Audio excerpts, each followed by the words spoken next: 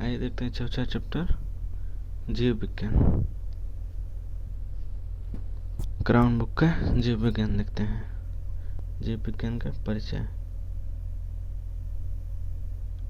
विज्ञान की वह शाखा जिसमें जीवधारियों का अध्ययन किया जाता है जीव विज्ञान कहलाता है। जीव विज्ञान की वह शाखा जिसमें जीवधारियों का अध्ययन किया जाता है जीव विज्ञान कहलाता है। बायोलॉजी शब्द ग्रीक भाषा के बायोस BIOS अर्थात जीवन तथा लागोस अर्थात जीवन से अध्ययन बना। बायोलॉजी शब्द का सर्वप्रथम प्रयोग 1802 ईस्वी में लामार्क फ्रांस के रेनस जर्मन नामक वैज्ञानिक ने किया।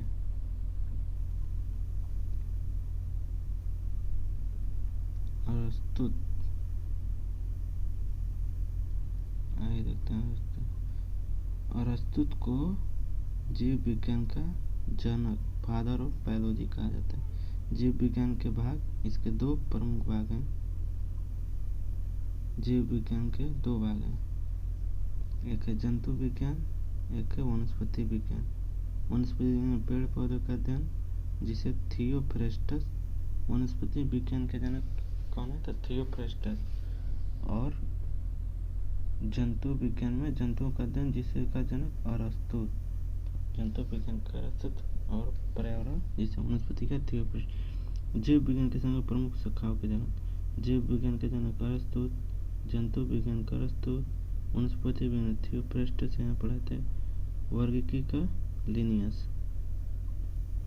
लिनियस, आनुवंशिकी का ग्रेगरी मेंडल, जीवाश्मिकी का लियोनार्डो डिविंसी, चिकित्सा शास्त्र के हिप्पोक्रेटस, सूक्ष्म जीव विज्ञान के लुई पाश्चर, आधुनिक भ्रूण विज्ञान के वान मेयर, जीवाणु के लेवेनहॉक, कवक के माइकेली, प्रतिरक्षा विज्ञान के एडवर्ड जेनर, कोशिका विज्ञान का रॉबर्ट होम, भारतीय पारिस्थितिकी का R मिश्रा, भारतीय बायोलॉजी का RS कश्यप, भारतीय शैवाल विज्ञान के MOA अयंगर। आगे देखते हैं शाखा। जीव विज्ञान के प्रमुख शाखाएं। आनुवंशिकी जेनेटिक्स, जीवों के आनुवंशिकी लक्षणों की वंशानुगति का अध्ययन। सूजननिकी, आनुवंशिकी के आधार पर मानव जाति की आने वाली पीढ़ी के सुधार का अध्ययन। जीवाश्मिकी किसे कहते हैं? जीवधारियों के में जीवाश्मों का अध्ययन। क्रायोजेनिक, यह जीव के शरीर पर शीत के प्रभाव का अध्ययन। क्रायोजेनिक से देखते हैं। हर्पेटोलॉजी, सरीसृपों का अध्ययन। हर्पेटोलॉजी में सरीसृपों का अध्ययन। पोमोलॉजी में फलों का अध्ययन। फाइकोलॉजी में शैवाल कवक का माइकोलॉजी। सिल्वीकल्चर वन विज्ञान। रेशम का सेरीकल्चर। रोग विज्ञान मतलब पैथोलॉजी में रोगों की प्रकृति कारण लक्षणों का अध्ययन। पक्षियों का ऑर्निथोलॉजी। ऑफियोलॉजी सर्पों का अध्ययन होता है। ऑफियोलॉजी में सर्पों का अध्ययन। अगर पूछे चींटियों का अध्ययन, मिर्मिकोलॉजी। मधुमक्खी का एपीकल्चर, मछली का पिसीकल्चर, मकड़ियों का एरेक्नोलॉजी। माइक्रोबायोलॉजी, सूक्ष्म जीवों के अध्ययन, सूक्ष्म जैविकी। कैलोलॉजी में मानवीय सौंदर्य का अध्ययन, स्किन सौंदर्य का अध्ययन। राइनोलॉजी में जंतु के नाक, कान, गले का अध्ययन।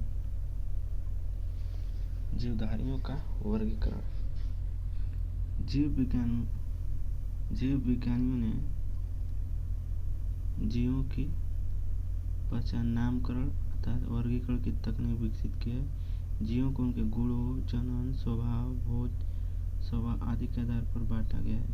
चूंकि यह वर्गीकरण जैविक लक्षण के आधार पर किया गया है, इसे जैविक वर्गीकरण भी कहा जाता है। स्वीडिश प्राकृतिक वैज्ञानिक कैरोलस लिनियस स्वीडिश प्राकृतिक वैज्ञानिक ने अपनी किताब सिस्टेमा नेचुरल में वर्गीकरण की व्यवस्था तैयार किया और साथ ही उन्होंने 1758 में द्विपद नाम पद्धति की संकल्पना सामने रखी। द्विपद नाम पद्धति बाय नोमेनक्लेचर।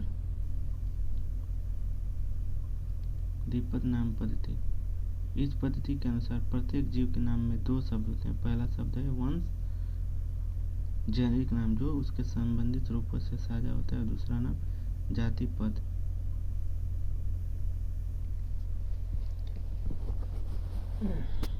जाति पद वंश नाम को अंग्रेजी के बड़े अक्षर तथा जाति का नाम अंग्रेजी के छोटे अक्षर से शुरू होते हैं। जैसे मनुष्य के लिए होमो सैपियंस। किसी जीव के वैज्ञानिक नाम में स्पीशीज के बाद उस व्यक्ति का नाम लिया जाता है जिसने सबसे पहले उसका नाम किसी विज्ञान जर्नल में प्रकाशित किया। जैसे करेला का वानस्पतिक नाम मोमोरोडिका कार्निटा। यह नाम अधूरा है। यदि इसके बाद लिन नहीं लगाया जाए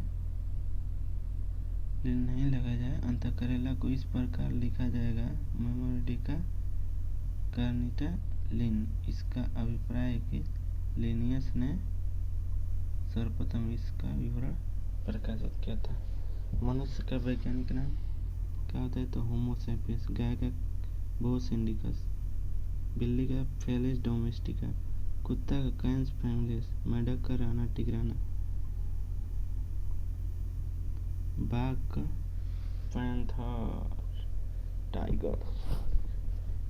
पैंथर टाइगर्स, आम का मैंगिफेरा इंडिका, गेहूं का ट्रिटिकम एस्टिवम, गुलाब का हेलियंथम एनोस, धान का ओरजा सटिवा, आलू का सेलोनम ट्यूबरबरोसम, गुड़हल का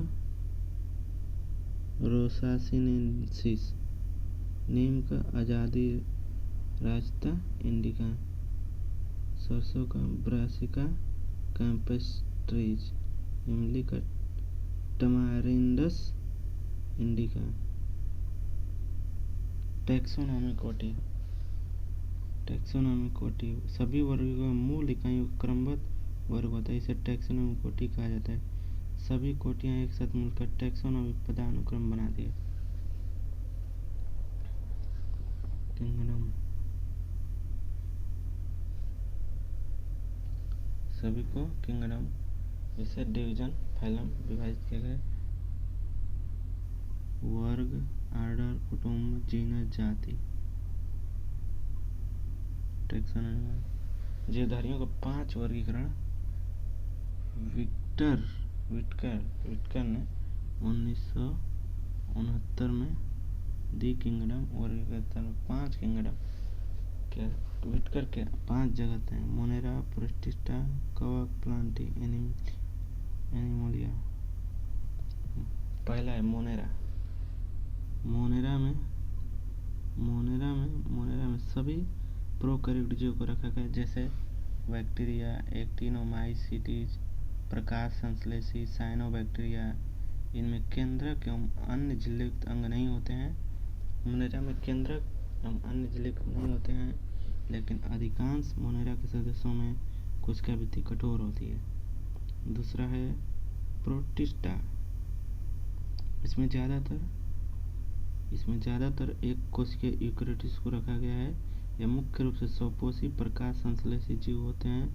प्रोटिस्टा में प्राय फ्लैजिला एवं सिलिया पाए जाते हैं, उदाहरण अमीबा, यूग्लिमा, डायटम आदि। तीसरा है